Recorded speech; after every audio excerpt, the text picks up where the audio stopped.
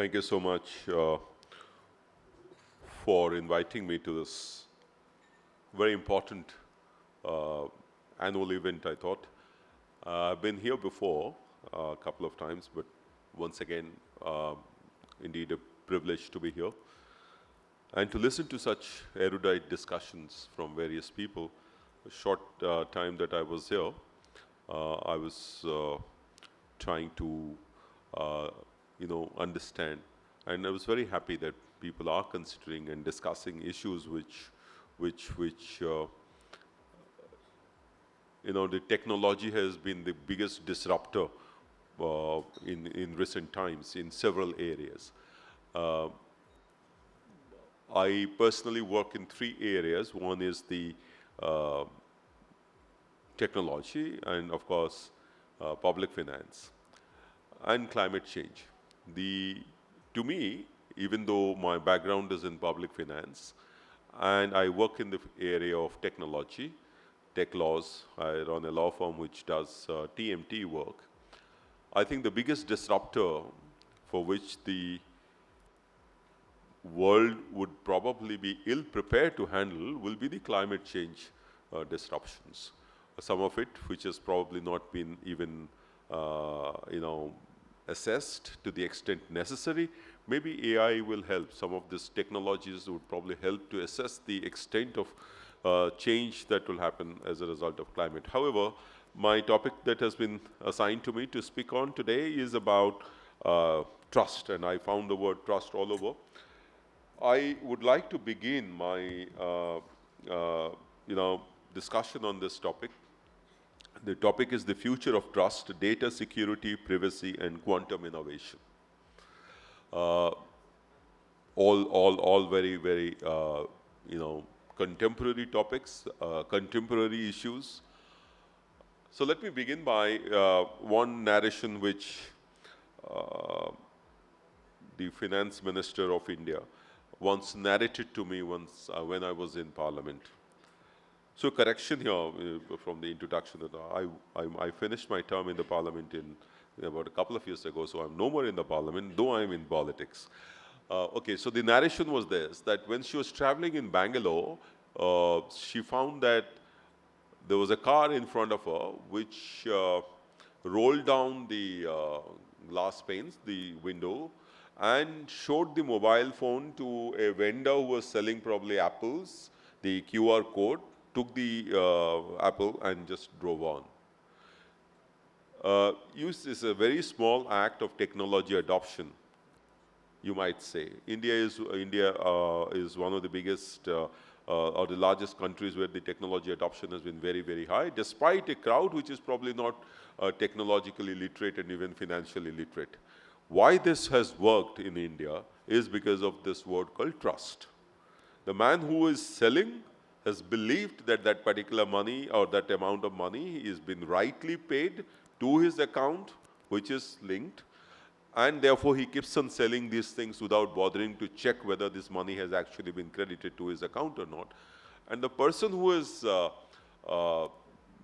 paid the money believes and trusts that only the right amount of money will be debited from his account and will be transferred correctly to the person from whom he has bought it. Bought the apples.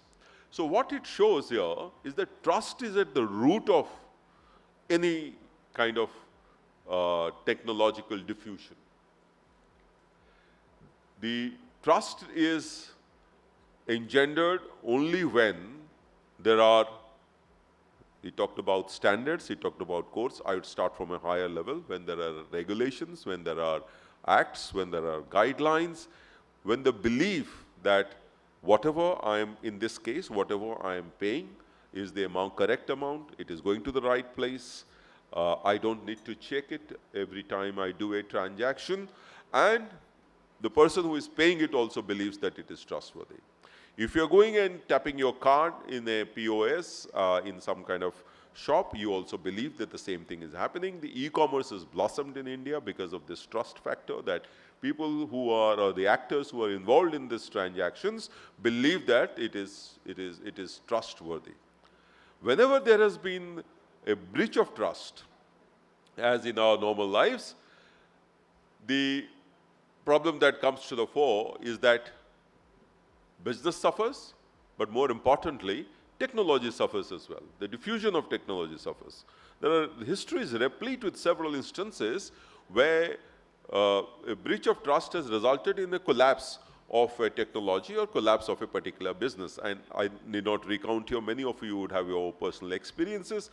And it is there in every area of our lives. Like, if you go to a developer, a real estate developer, you know that, this developer is trustworthy, this developer is not trustworthy, this company is trustworthy, this company. So trust is at the essence. And therefore, rightly, I think the future of trust has to depend on regulations, on rules, on codes, on frameworks, on standards from both sides. And that is not just really between and the domestic environments in a P2P kind of an environment like blockchain, where it transcends boundaries. It has to be in a global phenomenon where geographies also will have to trust the regulations of the other geography, and then only trade can take place. And that is why you would realize that if India has been very cautious about adoption of virtual digital asset framework, or even for allowing for cryptocurrencies, it is simply because of what Finance Minister said in one of the G20 side conferences, and it has been the stand also in the Parliament that we need to have a global order, international order, and that I believe would also be necessary for global trade in a very short while from now, when trade will be dependent on cross-border data transfer. Now, when we have, and that's how I come to my the topic, which is the future of trust depends on data security, privacy, and quantum innovation. How are these three linked? Data security, I think we all know that data security has been there right from the time any technology has come in any kind of system. But what is important to understand is the distinction between data security and privacy. Data security is something which would be required for ensuring that there is privacy. Privacy is applicable only to personal data. Data security is applicable to all data, including personal data, is more important for you to achieve your business goals. It includes commercial data as well. So data security is at the, I think, would be the outer wall, the vault, and that would have to be strengthened in order to build this trust. I'm trying to link, all these four variables. So trust will be dependent, or would be a function of how strong is your data security, how strong is your privacy policy, how strong is your quantum innovation preparedness, I would say. Now, I will very quickly, since time is short, but I'll just give a framework.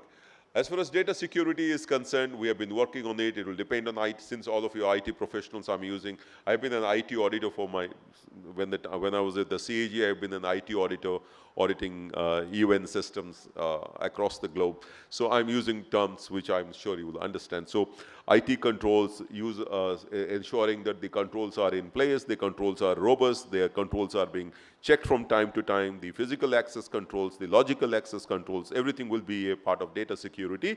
And you will keep on checking whether the data security, you can do mock trials and you see whether the disaster recovery is working fine or not, business continuity is coming into place. So I'm not going to elaborate on this because all of you are aware of it. I'm trying to come into the next variable, which is privacy. And privacy, as I said, is applicable to only personal data.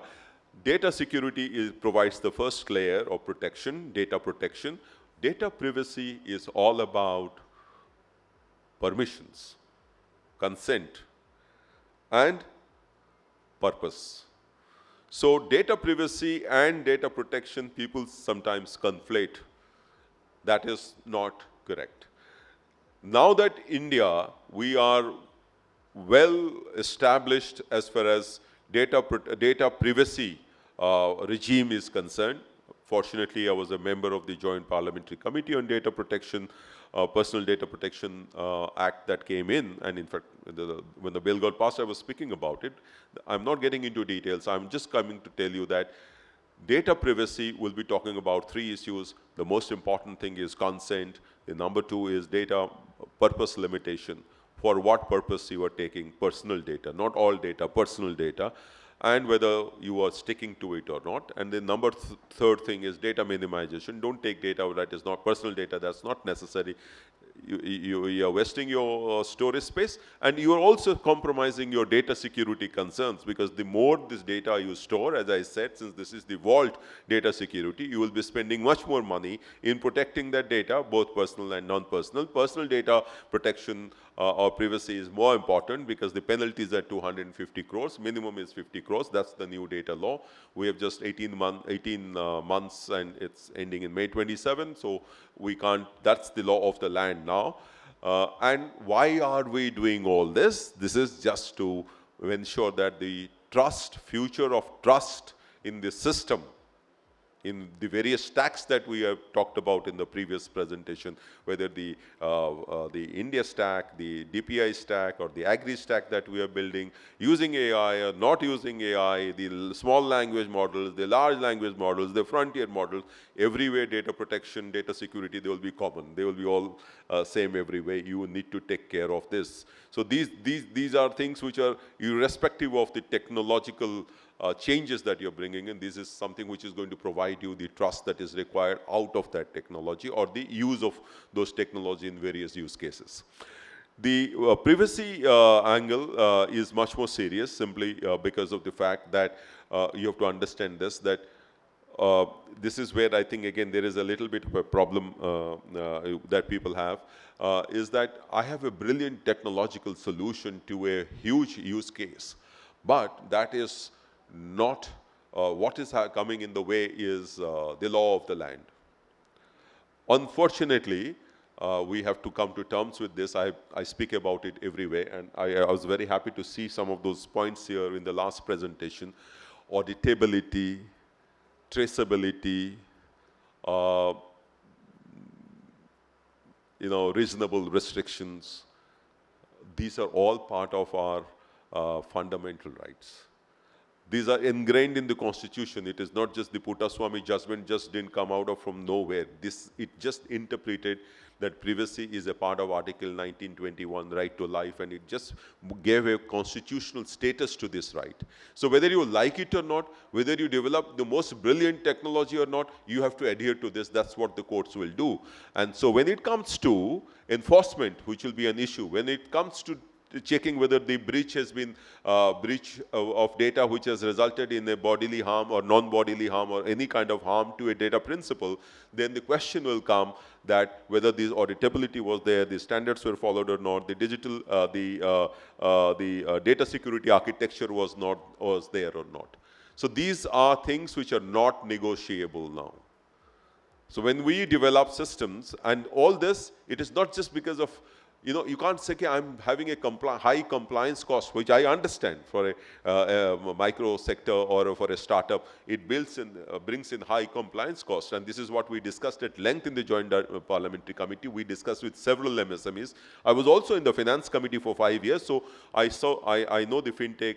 That's the space where the diffusion has been the maximum. So I've heard both sides, but the problem is the law of the land is that not even one person's fundamental right can be infringed upon. And the courts will always rule in that favor.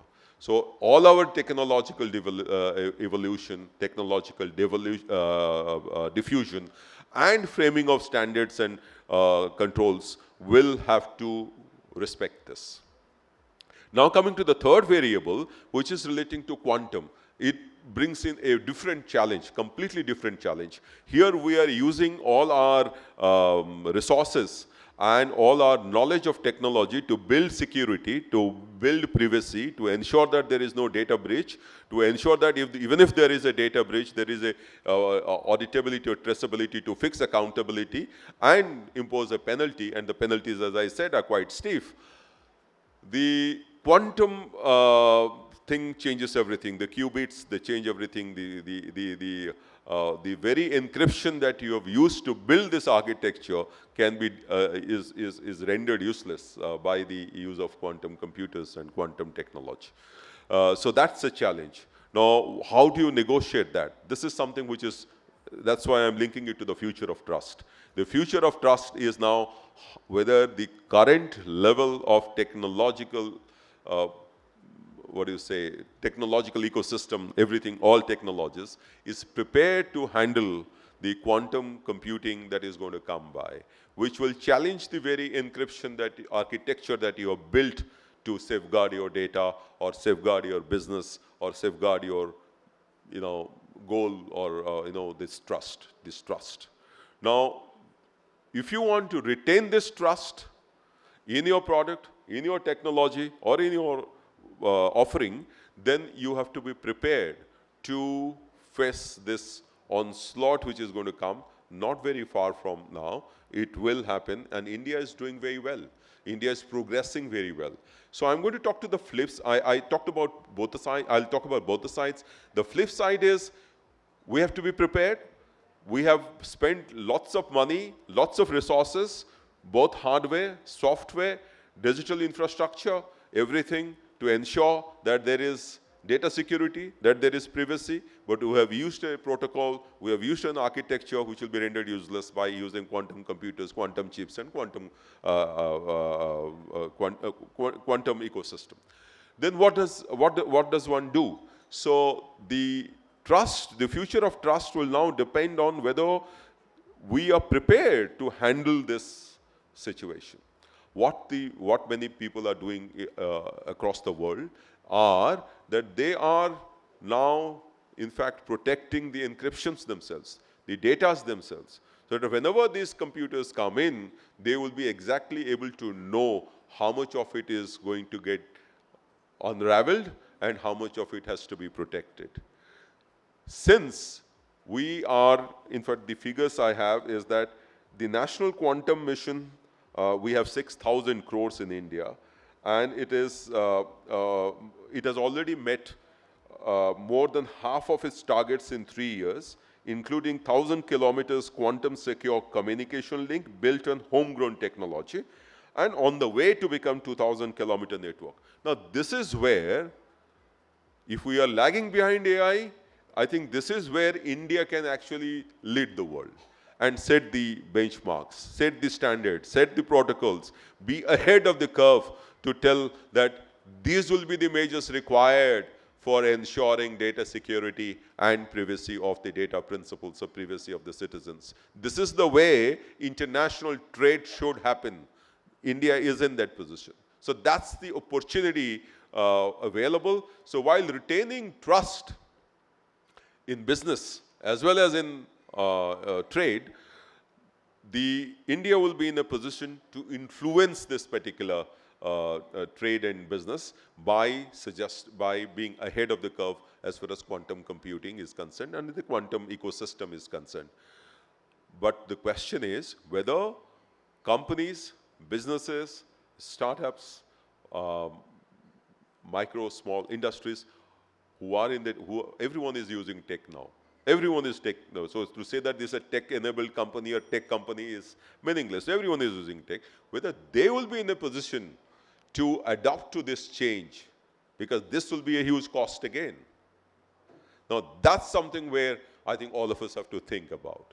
That's what I think the government of India will also have to think about. It's very good to have a national quantum mission and taking the leadership position as we did in the AI Impact Summit. But the technology is moving at such a fast pace that no sooner than a year or two later, we'll be only talking about quantum computing and not just the AI models or frontier models, whether we are going to have LLM or SLM. So I think the future of trust, I'll end, since the bell has come, I'll end by saying that the future of trust will depend on, of course, strengthening our data security, privacy policies. Now, privacy, whether it is quantum computing, whether it is not quantum computing, privacy principles remain the same. Why? Because they're part of our constitution, whether you like it or not.